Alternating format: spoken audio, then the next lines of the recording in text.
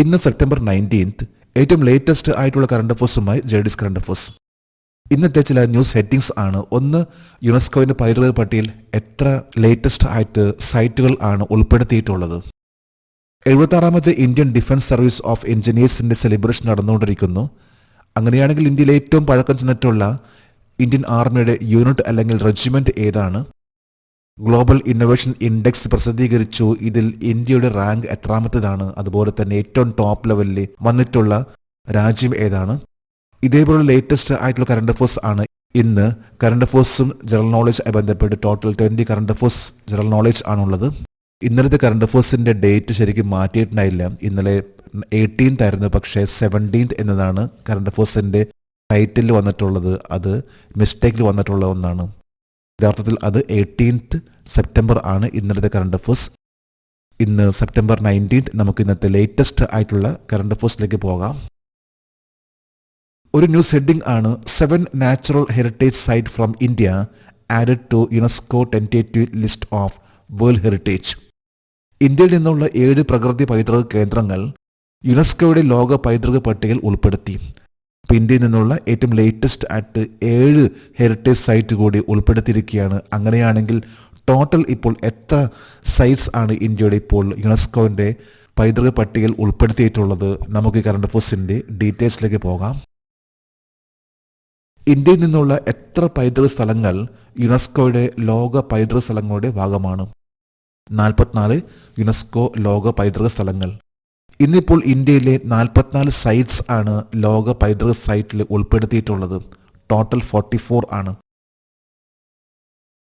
അടുത്തിടെ ഇന്ത്യയിൽ നിന്നുള്ള എത്ര പൈതൃക സ്ഥലങ്ങൾ യുനെസ്കോയുടെ ലോക പൈതൃക സ്ഥലങ്ങളുടെ താൽക്കാലിക പട്ടികയിൽ ഉൾപ്പെടുത്തിയിട്ടുണ്ട്? 7.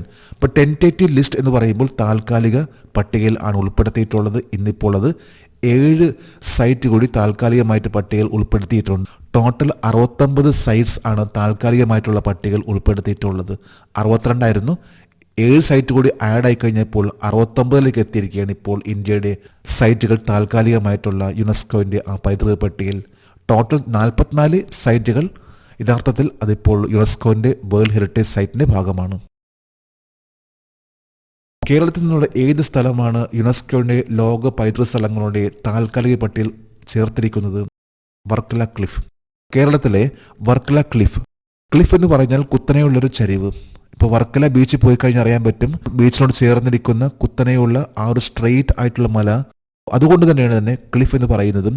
വർക്കല ക്ലിഫ് ആണിപ്പോൾ ഏറ്റവും ലേറ്റസ്റ്റ് ആയിട്ട് 7 സൈറ്റുകൾ ഇന്ത്യ ഇപ്പോൾ താൽക്കാലിക സൈറ്റിൽ ഉൾപ്പെടുത്തിയതിൽ ഒന്ന് വർക്കല സൈറ്റ് ആണ്.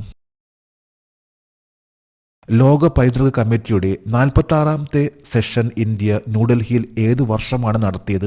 2024 ജൂലൈ. 2024 ജൂലൈയിൽ കഴിഞ്ഞ വർഷം ഇന്ത്യയിൽ ആണ് 46ാമത്തെ സെഷൻ വേൾഡ് ഹെറിറ്റേജ് കമ്മിറ്റി നടന്നിട്ടുള്ളത്.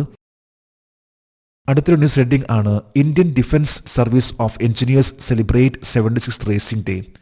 Indian defence service of engineers 76ാമത് സ്ഥാപക ദിനം ആഘോഷിക്കുന്നു. അപ്പോൾ ഇന്ത്യൻ ഡിഫൻസ് സർവീസിന്റെ 76th റേസിംഗ് ഡേ ആണെങ്കിൽ ഇന്ത്യയുടെ ഏറ്റവും പഴക്കം ചെന്നിട്ടുള്ള റെജിമെന്റ് ഏതാണ്? നമുക്ക് ഈ കറണ്ട് അഫേഴ്സിന്റെ ഡീറ്റെയിൽസിലേക്ക് പോകാം. Indian defence service of engineers 76ാമത് സ്ഥാപക ദിനം ഏത് തീയതിയിലാണ് ആഘോഷിക്കുന്നത്? 2025 സെപ്റ്റംബർ 17. സെപ്റ്റംബർ 17 ഈ ദിവസമാണ് Indian defence service of engineers ഇത് സ്ഥാപിതമായിട്ടുള്ളത്. സെപ്റ്റംബർ 17 മറ്റൊരു പ്രത്യേകത, ഇന്ത്യൻ പ്രൈം മിനിസ്റ്റർ നരേന്ദ്രമോദിയുടെ ജന്മദിനമാണ്. സെപ്റ്റംബർ 17 ഇതേ ദിവസം തന്നെയാണ് ഇന്ത്യൻ ഡിഫൻസ് സർവീസ് ഓഫ് എഞ്ചിനീയേഴ്സിന്റെ 76th raising day. Indian defence service of engineers ഔദ്യോഗികമായി സ്ഥാപിതമായത് ഏത് വർഷത്തിലാണ്? 1949. അപ്പം 1949ലാണ് ഇന്ത്യൻ ഡിഫൻസിന്റെ സർവീസ് ഓഫ് എഞ്ചിനീയേഴ്സ് എന്ന ആ ഒരു റെജിമെന്റ് ആരംഭിച്ചിട്ടുള്ളത്. 1949 സെപ്റ്റംബർ 17 ആണ് സർവീസ് ഓഫ് എഞ്ചിനീയേഴ്സ് ഇത് എസ്റ്റാബ്ലിഷ് ആയിട്ടുള്ളത്. അതായത് ഇൻഡിപെൻഡൻസിന് ശേഷം 1950 സെപ്റ്റംബർ 17 ആണ് പ്രൈം മിനിസ്റ്റർ നരേന്ദ്രമോദിയുടെ ജന്മദിനം. ഇന്ത്യൻ ആർമിയുടെ ഏറ്റവും പഴയ യൂണിറ്റ് റെജിമെന്റ് ഏതാണ്? മദ്രാസ് റെജിമെന്റ്. ഇന്ത്യൻ ആർമിയുടെ ഏറ്റവും പഴക്കം ചെന്നിട്ടുള്ള യൂണിറ്റ് റെജിമെന്റ് ആണ് മദ്രാസ് റെജിമെന്റ്.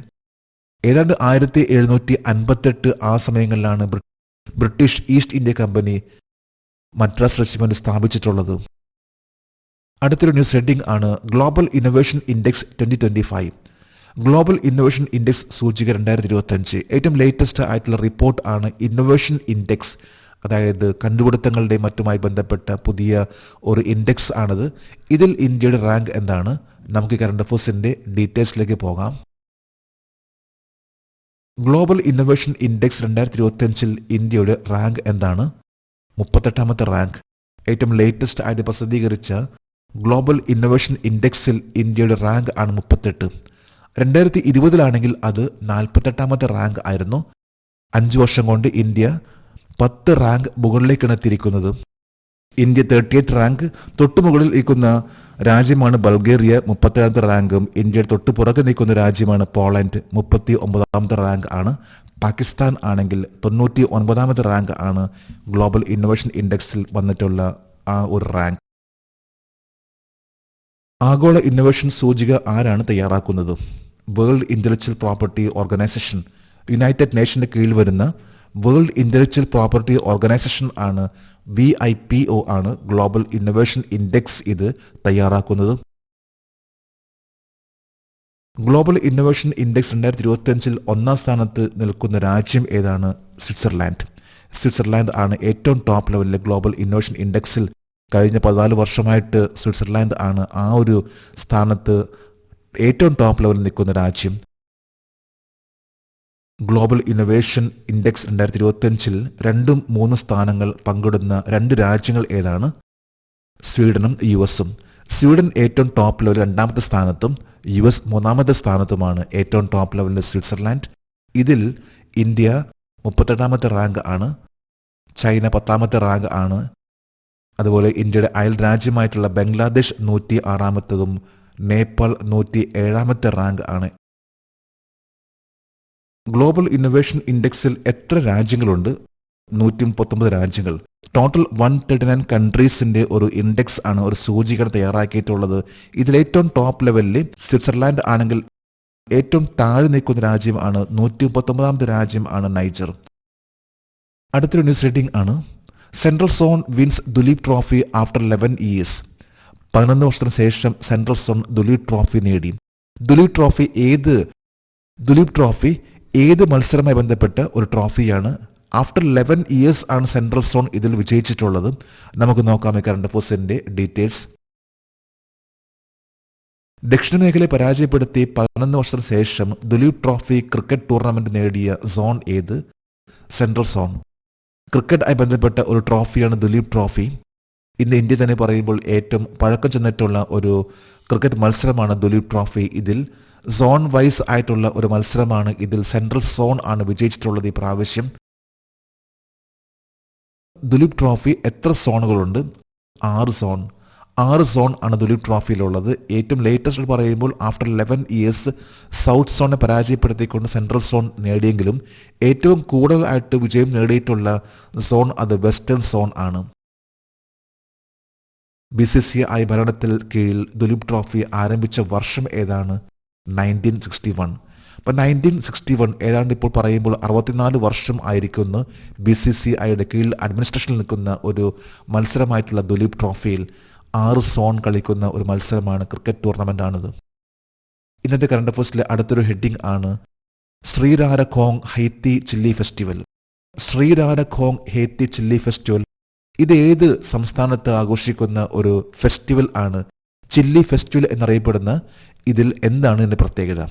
നമുക്ക് നോക്കാം ഈ കറണ്ട് അഫയേഴ്സിന്റെ ഡീറ്റെയിൽസ്. സിരാരഖോങ് ഹത്തെ മുളക് ഉത്സവം ഏത് സംസ്ഥാനത്താണ് ആഘോഷിക്കുന്നത്? മണിപ്പൂർ. മണിപ്പൂരിന്റെ ഒരു വളരെ പ്രത്യേകമായിട്ടുള്ള ഒരു ഫെസ്റ്റിവൽ ആണ് ചില്ലി ഫെസ്റ്റിവൽ. അത് കഴിഞ്ഞ ദിവസം ആരംഭിച്ചു. ശ്രീരാരഖോങ് ഹെയ്ത്തീഫ് ചില്ലി ഫെസ്റ്റിവൽ എന്നറിയപ്പെടുന്ന ഈ ഒരു ഫെസ്റ്റിവൽ ആണ് മണിപ്പൂരിലെ വളരെ ഫേമസ് ആയിട്ടുള്ള ഒരു ഫെസ്റ്റിവൽ ആണ്. GI ടാഗ് ചെയ്ത ഹെയ്ത്തൈ മുളക് മണിപ്പൂരിലെ ഏത് ഗ്രാമത്തിലാണ് വളരുന്നത്? ശ്രീരാരഖോങ് വില്ലേജ് ഇൻ ഉക്രുൾ ഡിസ്ട്രിക്ട്. ഇപ്പോൾ ഉക്രുൾ ഡിസ്ട്രിക്റ്റിലെ ഒരു വില്ലേജ് ആണ് ശ്രീരാരഖോങ്. ശ്രീരാരഖോങ്ങിലെ വളരെ പ്രത്യേക ഒരു മുളകാണ് ഹെയ്ത്തൈ ചില്ലി.